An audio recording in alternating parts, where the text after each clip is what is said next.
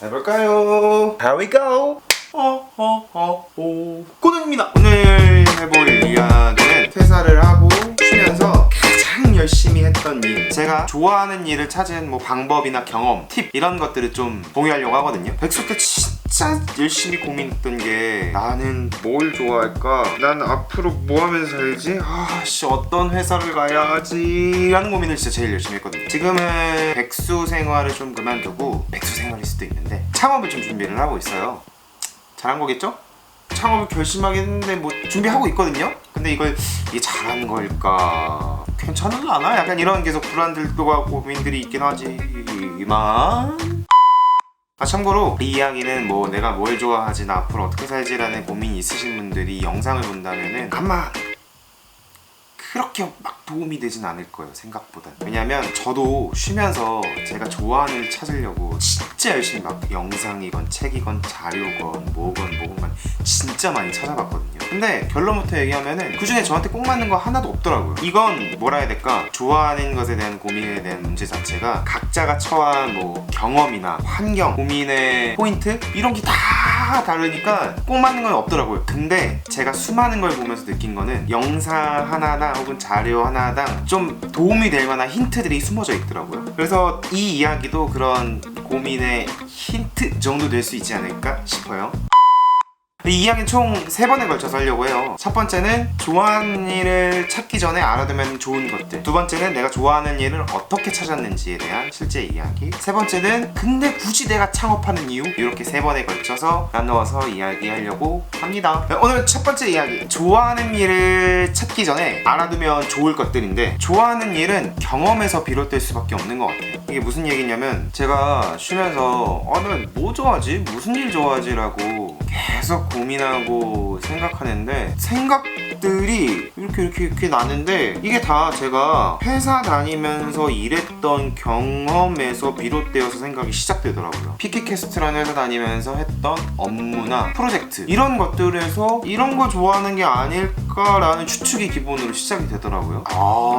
좋아하는 건 어쩔 수 없이 경험에서 나오는 거구나, 경험에서부터 시작이 되는 거구나. 실제로도 이런 관련된 자료를 찾아보니 좋아하는 일 자체가 없을 때 그런 이야기 많이 하거든요. 그냥 일단 해봐, 뭐든 경험해봐, 다양한 걸 경험해봐 라고 이야기하는 게 무책임한 이야기라고 처음에 생각했었는데 그게 맞는 이야기인 것 같더라고요. 제 자신이 그렇게 생각하는 걸 보니. 그래서 여기서 좀 생각한 게 그럼 경험한 게 적다면은 내가 좋아하는 일을 찾는데 좀 더 힘들 수 있겠구나, 경험하는 게 적으면 적을수록. 그런 생각이 들더라고요. 경험이 있어야 개인의 기호나 가치관들이 생길 텐데 경험이 없으면 그것 자체가 형성되기가 힘드니 좋아하는 일 자체를 찾는 게 힘든 일일 수밖에 없겠구나. 물론 불가능하다는 아니지만 힘든 일이다. 그래서 저 스스로 생각하는 거 하나는 있어요. 약간 생각이 꼬리를 무는 건데 그럼 일을 해본 경험이 적으면 좋아하는 일을 찾기가 힘드니까 사실상 20대 때 좋아하는 일을 찾는 건 좀 어려운 일이 아닌가? 내가 뭘 경험을 해봤어야지 좋아하는 일을 찾던 말던 할 텐데 경험 자체가 적으니까. 저는 지금 좋아하는 일을 찾았다고 얘기하지만 완벽하게 찾은 거라고 생각은 안 하거든요. 근데 저도 이제 지금 정도의 상태라면은 경험을 더 해보고, 저도 한 30대 중반이나 후반 정도 되면은 제가 좋아하는 일을 진짜 명확하게 찾지 않을까요? 근데 이게 진짜 약간 그럴싸한 게 제가 30대, 40대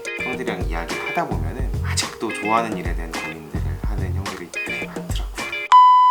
두 번째 이야기는 우리는 좋아하는 일을 찾아야 한다라고 보통은 생각은 하는데 찾는 것도 찾는 거지만 찾아가는 과정에 우리가 살고 있는 건 아닐까라는 생각이 들더라고요. 아까 이야기한 것처럼 좋아하는 일을 찾는 거는 내 경험에 기반되다 보니까 당연히 경험에 따라서 좋아하는 일은 바뀔 수 있잖아요. 내가 무엇을 경험했느냐에 따라서 바뀔 수 있다는 건 살짝 다르게 생각해보면은 좋아하는 일은 운명처럼 데스티니 하면서 운명의 뭔가 그런 좋아하는 일을 찾는 게 아니라 그냥 이것도 해보고 저것도 해보고 요것도 해보면서 좋아하는 걸 찾아가는 과정이겠다 라는 생각이 들더라고요. 이게 되게 연애랑 똑같지 않아요? 이걸 보시는 분들도 이제 연애를 해보시기도 하고 하시기도 하고, 연애도 누군가를 만났다 헤어지고 사랑을 했다 이거 아니지 연애 누군가 만났다 헤어졌다 하면서 앞으로 나는 이런 사람을 만나고 싶다, 혹은 나의 이상형이 형성이 되잖아요. 난 앞으로 이런 연애를 하고 싶다. 그 과정과 너무 똑같은 거예요. 그래서 좋아하는 이라는 표현이나 단어가 붙은 것들은 다 이런 과정으로 되는 거구나. 좋아하는 일, 좋아하는 사람, 좋아하는 음식, 좋아하는 문화, 다 이런 것도.